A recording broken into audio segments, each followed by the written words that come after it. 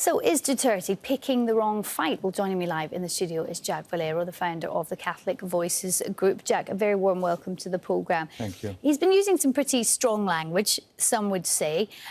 Why do you think he's chosen to take this path as regards the church?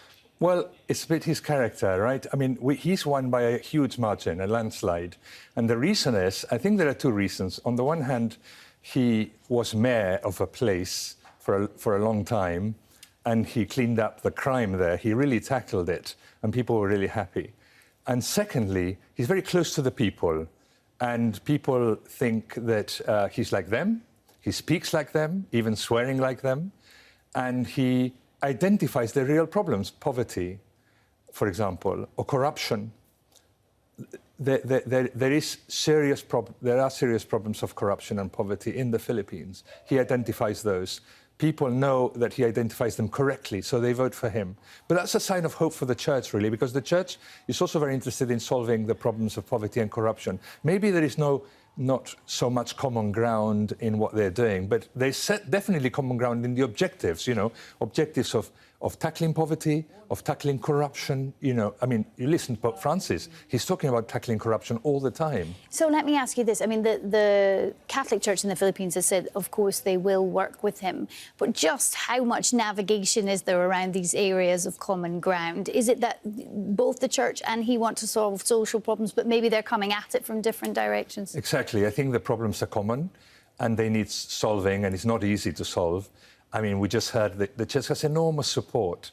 So if the bishops show that they are actually going to work at solving problems of poverty, problems of corruption, like the new president, then there will be a huge following. So despite the language, and maybe the language will not turn out to be very important in the end, the fact that he insults them, the bishops will turn the other cheek. The important business here is tackling the real problems. And in that, I think they are together now. They are aligned. What about, though, the fact that he wants to bring back the death penalty? That's been something that he's been quite frank and passionate about, which is, of course, not a goal of the church. So if that were to pass, could they still work together if in some way they were miles apart? Yes, well, the church is against the death penalty because it has seen the death penalty in different countries and has realised it doesn't work. But, the church operates in many countries where laws are passed which the church doesn't like, or the bishops don't like, like gay marriage or abortion, divorce. The church operates in all those countries and tries to put its message across and be by the people. I mean, the church wants to be by the people who are vulnerable, who are suffering. And in the Philippines, there's a lot of work to be done in that area. Now, if there are laws that they go against the church, then that's fine. They will have to work within that. Obviously, they would prefer if the death penalty wasn't reintroduced, because as we are pro-life, the church thinks that this doesn't work. But, of course, we will work through it.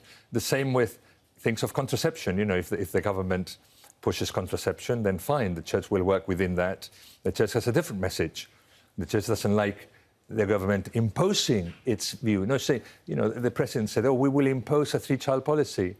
Well, I think the church says, no, let the families be free. See how much damage has been done in China with the one-child policy, where there are so many men now and so few women because they've been killed. That's not good. It's going to be an interesting relationship to watch. Exactly. We'll have to leave it there, exactly. Jack Valero joining me in the studio. Thank you so much for your input. Thanks, Jack.